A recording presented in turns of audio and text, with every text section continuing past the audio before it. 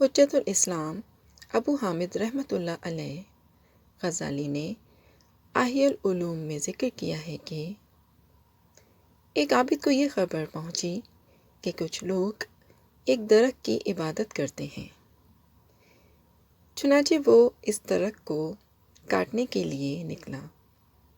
ابلیس اس سے کہنے لگا کہ اگر تو اس درخت کو کاٹ ڈالے گا تو وہ لوگ کسی اور درخت کی عبادت کرنے لگیں گے، تم جا کر اپنی عبادت میں لگے رہو۔ عابد نے کہا، میں اس درخت کو ضرور کاٹوں گا۔ یہ سنتے ہی شیطان اس سے جھگڑنے لگا، دونوں میں لڑائی ہونے لگی۔ چنانچہ عابد نے شیطان کو پچھاڑ دیا۔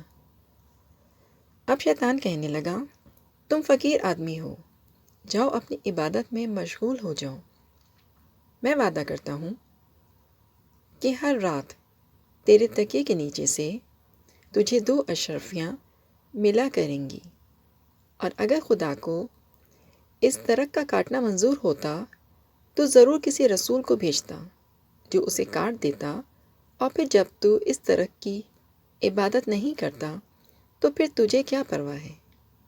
عابد نے کہا، ٹھیک ہے، میں واپس چلا جاتا ہوں۔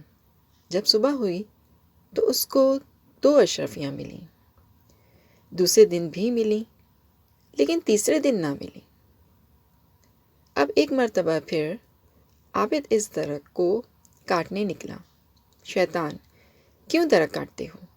چنانچہ پھر لڑائی شروع ہوئی، لیکن اب کی بار شیطان غالب آ گیا اور بیچارہ عابد مغلوب ہو گیا۔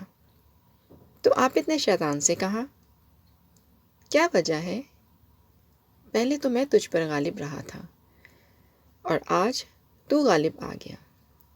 شیطان نے کہا کہ اس لیے کہ پہلے تو تیرا غصہ خدا کے لیے تھا اور اب 2 اشرفیوں کے لیے۔